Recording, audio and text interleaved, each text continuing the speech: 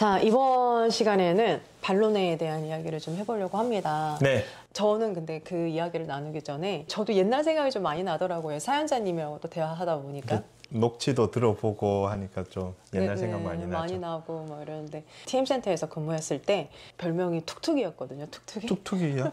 클로징을 너무 안 하니까. 아. 클로징도 안 하고 반론 극복을 원래 반론이 딱 나오면 빨리 반론 극복 스크립트를 읽고 빨리 내 스크립트로 돌아와야 되는데 그렇죠, 그렇죠. 그 반론 스크립트 안에서 계속 헤매고 애드립을 치고 있으니까 제가 예를 들어서 클로징이 안 들어간다거나 반론을 제대로 못하면 양쪽에 저희 그 선배님들 동료분께서 툭툭툭툭 의자를 쳐주셨거든요. 계속 툭툭이라고. 네, 그래서 툭툭하면 그러면 저도 다시 돌아와야 되겠다.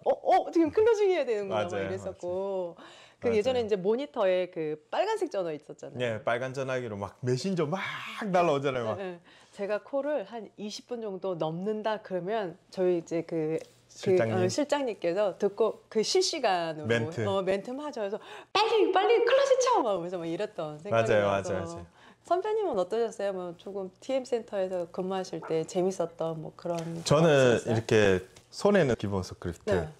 양쪽 벽면에 다 반론 스크립트가 있었어요. 완전 도배해 놓잖아요. 예, 이렇게. 반론 스크립트가 있어가지고 이렇게 손 들고 이렇게 읽다가 이제 손가락으로 집어넣고 고객이 괜찮아요 하면 이렇게 가가지고 이제 이렇게 읽어가지고 이제 네 고객이 이렇게 해서 막 읽다가 다시 돌아와서 이렇게 읽고 이랬는데 처음에는 요 읽는 거를 고객님 뭐뭐뭐 했습니다 하고 그 다음 읽어야 되는데 간 다음에 다시 돌아왔는데 손가락이 점점 올라가가지고 다시 고객님 뭐뭐 했습니다 하고 똑같은 말을 한 문장을 더 읽는 거죠 막. 그리고 읽다 보면 이거 했던 건데요. 고객이 스크립트를 보고 읽는 건지 대화를 하는 건지 잘 모르게 해야 되잖아요. 네, 맞아요. 그런 게 티가 많이 났었던 그런 시절이 귀엽네요. 있었죠. 진짜 그 고개가 거의 이렇게 270도 맞아요, 돌아가잖아요. 맞아요. 그러면 찾아요. 고객 반론을 막 이렇게 찾는 거죠. 막 찾는 거죠. 맞아. 그거 못 찾아서 놓치고 타이밍 놓치고 맞아. 고객님 하다가 놓치고 그런 적도 많이 있었죠. 그러다가 이제 어느 순간 베테랑 되면 네. 예, 어떤 분들은 손톱 깎으면서도 콜하시잖아요. 맞아요. 예, 어떤 분은 막 뜨개질도 하시면서 하시고. 네, 맞아요. 어쨌든 워낙 스트레스 많이 받는 일이니까 이 부스 안에서 아침부터 저녁까지 계속 그렇게 한다는 게 쉬운 게 아니잖아요. 저는 왜 4시에 간식을 주는지 몰랐어요. 간식 주면 살찌는데 막 이랬는데 이 좁은 거에서 얼마나 많은 이 에너지가 많이 소모가 되니까 맞아요. 그런 생각들도 납니다. 자, 그래서 오늘은 이제 반론 이야기를 좀 해볼 텐데요. 선배님 반론에 대한 아이템을 해보겠습니다. 좀 한번 쫙 풀어주시죠. 첫 번째 영상은 요 위에 링크 달아 놓을 테니까 혹시 두 번째 영상 시청하시는 분들은 첫 번째 영상도 한번 봐주시고 오시면 훨씬 더 도움 될 것 같고요. 네네네. 오늘은 제가 실제로 여기 사연을 올려주신 분을 어떻게 대응을 했으며 고객은 뭐라고 반론을 쳤는지 그리고 어떻게 대응을 했으면 더 좋았을지에 대한 얘기들을 조금 나눠보고자 해요.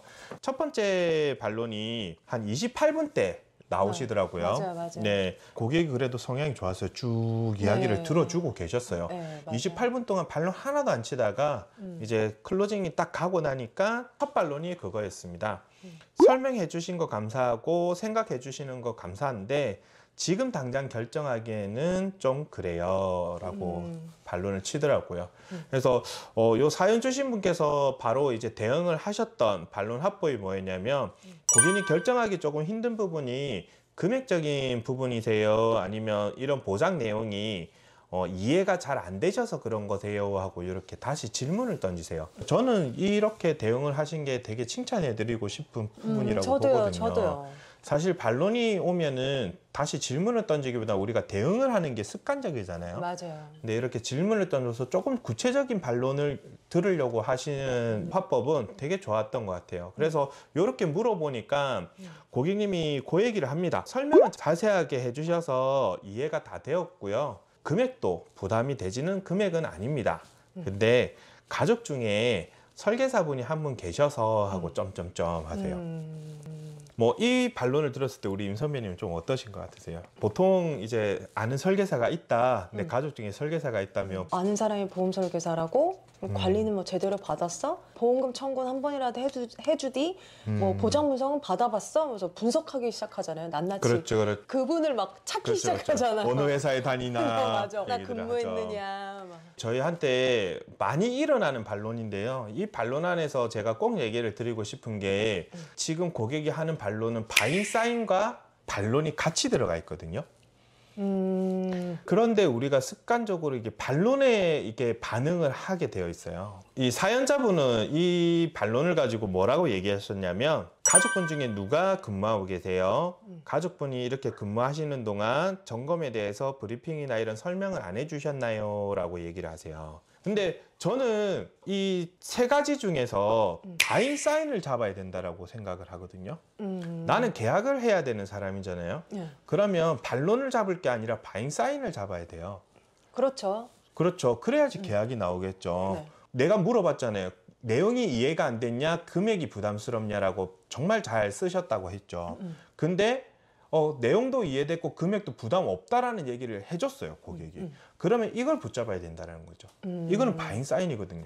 저 같았으면 그러면 고객님 금액이 부담스럽지 않으시다면 요 금액대로 해가지고 제가 지금 진행 도와드릴게요. 괜찮으시죠? 라는 얘기를 했을 건데 이따에 집중을 해버리더라고요. 그게 많이 아쉽지 않았나라는 생각이 들어요. 그래서 우리가 상담을 하다 보면 이런 경우가 허다하거든요. 예를 들어서 내용은 괜찮은데 생각 좀 해볼게요. 그러면 뭘 붙잡아야 되느냐? 내용이 괜찮다에 붙잡아야죠. 그렇죠, 그렇죠. 그걸 물고 상담을 해야 되는데 생각해볼게요를 가지고 저희가 대응을 해버린다라는 거죠. 맞아요. 그렇게 배웠어요. 예, 예. 이런 습관들을 우리가 조금 버릴 필요가 있다. 반론에 다 대응할 필요는 없구나. 예, 다 대응할 필요가 없습니다. 그래서 이런 반론이 나온 다음에 장작 또 한 10몇 분 동안 그래도 끌고 가세요. 이 사연자분이. 또 끈기 있게 또, 예, 또 정말 이야기해 나가시잖아요. 오히려 제가 많이 배웠습니다. 이런 부분들은 너무 진짜 너무 대단하죠. 전화 하나 붙잡고 계속 이렇게 하시는 게 이제 40분째 되어서 마지막 반론이 한 번 더 나옵니다. 이체가 편하실까요? 카드가 편하실까요? 이렇게 클로징을 치시고 나니 조금만 생각해보고 가입할게요 라는 얘기를 하시더라고요. 요때 이제 이 사연자분의 반응은 그러면은 제가 언제 연락을 혹시 통화 연락드리면 가능하실까요? 라고 이제 질문으로 고객님이 말해요. 대부분 다 우리가 겪는 일들이죠. 아니요, 제가 결정하면 연락드릴게요. 이렇게 얘기를 해요. 저는 그래요. 클로징을 가서까지도 마무리가 안 되어서 내가 물러나야 할 때면 물러났을 때도 주도권은 나한테 있어야 된다고 생각을 하거든요. 그럼 보통 고객님들이 언제쯤 연락드리면 될까요? 하면 제가 생각날 때 연락드릴게요. 다음에 연락드릴게요. 이렇게 얘기하거든요. 그래서 저는 그러면 고객님 제가 3일 정도 시간을 드리겠습니다. 3일 동안 진짜 생각해 보시고 고객님도 고민이 되실다 하시니 3일 뒤에 제가 이 시간에 전화 드리는 거 괜찮으시죠? 라고 확답 형식으로 얘기를 하시는 게 좋습니다. 주도권을 내가 갖고 오는구나. 네. 그러면 내가 전화라도 할 수 있잖아요. 그렇죠. 기다리지 않지. 네. 고객한테 열거식으로 질문을 해버리면 고객님은 도망갈 확률이 높다. 이것도 희망 고문이잖아요. 뭔가 될 맞아요. 것 같고. 네, 또 계속 기다리잖아요. 네. 그래서 가망 고객이 많으면 망한다니까요. 가망이. 그렇죠. 가망이 사람을 괴롭힙니다. 네, 가망이 사망되잖아요. 예, 가망이 사망됩니까? 좋은 표현인 것 같네요. 처음 들어보는 표현인데. 가망이 사망인가요? 예전에 다 막 그런 거 있었잖아요. 저희 이제 일지 쓰면 다 네. 가망 고객, 가망 고객, 네, 가망. 맞아요. 그럼 저희 실장님이 그래서 야 가망 또 이렇게 많으면 사망한다 이렇게 얘기한 적이 있었어요. 되게 좋은 표현이에요. 처음 들어봅니다. 네, 희망 재밌네요. 고문 때문에 예, 진짜. 고문을 많이 당하니까. 맞아요. 말 그대로 고문이죠. 우리 임 선배님은 어떠셨어요? 이런 반론들이 나오는 거 보고. 저는 이제 선배님이 너무 좋으신 말씀 해주셔서 특별히 뭐 디테일한 거라기보다는 네. 늘 우리가 이야기했던 거. 그 생각해보겠다, 뭐 상의해보겠다 이런 이야기들이 자꾸만 나온다, 내 귀에 네. 많이 들린다라고 하면 사실 이거는 고객님께서 지금 당장 할 필요성을 못 느낀다라는 거를 우회적으로 거절하신 거라고 저는 생각을 하거든요. 맞습니다. 그래서 이런 반론이 많이 나온다. 제일 먼저 해보셔야 될 게 나의 스크립트 안에서 고객님이 할 필요성을 느끼게 할 만한 게 몇 가지가 있을까라는 거를 제일 먼저 고민을 좀 해보셨으면 좋겠다라는 생각이 들었습니다. 맞습니다. 그러면 고객이 어떻게 하면 잘 느낄까요? 예, 저희 서 선배님께서 1편에 네, 좋은 많이 화법들을 말씀해 주셨거든요. 네. 네, 여기 위에 링크 보시면 네. 바로 또 확인하실 수가 있으니까 참고하시면서 메모하시면서 또 네. 스크립트에 반영을 좀 하셨으면 좋겠고요. 네. 저는 계약하는 과정이 다 톱니바퀴라고 보거든요. 맞아요. 이 하나의 화법만 배운다고 해서 계약이 물론 나올 수도 있지만 이 전체적인 프로세스가 되게 중요하다고 생각을 해요. 맞아요. 그래서 기본적인 자기의 틀이 있고 1편에서도 말씀드리고 지금도 말씀드린 것 중에서 이게 하나라도 놓치게 되면 계약이 안 나올 가능성이 또 높아지거든요. 맞아요. 그래서 전체적인 그림을 좀 그려보시면서 하나씩 몸에 익히실 수 있도록 입에 익히실 수 있도록 하셨으면 좋겠네요. 네. 긴 이야기를 좀 나눠봤는데 사실은 이 사연자님의 칭찬할 부분이 더 많긴 훨씬 했어요. 많았습니다. 정말 많았는데 네, 훨씬 많았습니다. 시간 관계상 저 4차원에 비하면 아이고 네. 정말 대단하신 네. 겁니다. 어쨌든 이 영상을 보시고 많은 분들이 좀 네. 많이 도움이 되셨으면 좋겠고요. 네, 예, 정말 대단하시잖아요, 선배님. 네, 맞습니다. 정말 그 좁은 공간에서 그러니까요. 아침부터 저녁까지 나와 고객님과 둘만의 이런 전쟁을 치른다라는 건 이건 진짜 웬만한 사람들 맞습니다. 아니고서는 맞습니다. 그래서 이 자리를 빌어서 TM센터에서 근무하신 모든 분들 박수를 보내드립니다. 대단하십니다. 정말 대단하십니다. 제가 요즘 폭삭 속았수다? 네. 라는 드라마에 푹 빠져서 살고 있는데요. 네, 이런 멘트가 기억에 남는 게 있더라고요. 네, 연장전도 노골이면 승부차기 가는 거였다. 라는 네. 말이 있더라고요. 기억납니다. 네. 우리 TM센터에 계신 네. 많은 분들 연장전도 노골이면요. 승부차기 한번 차봅시다. 네, 끝까지 또 승부차기에서 이기시는 여러분들이 네. 되셨으면 좋겠습니다. 맞습니다. 네. 그래서 오늘 클로징 멘트는 좀 바꿔서 해보려고 해요, 네, 선배님. 네. 어떻게 해볼까요? 폭삭 속았수다가 수고하셨습니다요. 정말 수고하셨습니다. 예, 제주도 방언이죠. 네. 임 선배님이 폭삭하면 다 같이 속았수다 하시죠. 폭삭! 속았수다. 안녕.